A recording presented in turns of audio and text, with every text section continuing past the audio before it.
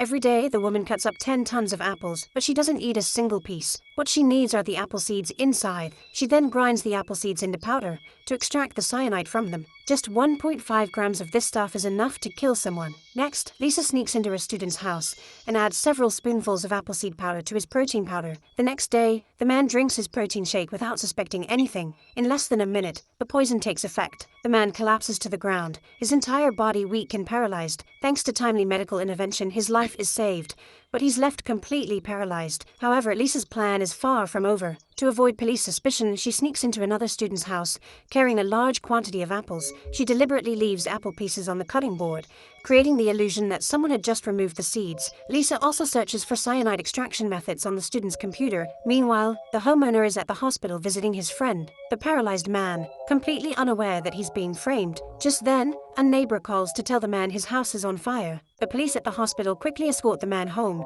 only to find everything normal with no fire at all. Little do they know, this is all part of Lisa's design. Before leaving, she deliberately flicks a lighter to trigger the house's fire alarm, specifically to draw the police to the man's home. As soon as they enter, the police discover large quantities of apple pieces and seeds in the kitchen. With such overwhelming evidence, the police are thrilled. They ultimately arrest the man on charges of attempted murder. However, these two men's fate doesn't deserve sympathy. In fact, it feels quite satisfying. One night, these two men, along with two other accomplices, kidnapped Lisa's daughter and took turns torturing her for 8 hours before dumping her like a dead dog. When Lisa saw her daughter again, it was in the hospital. Seeing her daughter tortured to this state broke Lisa's heart. After the girl woke up, she provided testimony to the police. Soon, these 4 scumbags were arrested on rape charges, but the ringleader was a rich kid with immense power and influence. He used his money to bribe the judge, and ultimately all the scumbags were released without charges. Lisa's husband couldn't accept this outcome and went straight up to punch one of the scumbags, only to be arrested for contempt of court.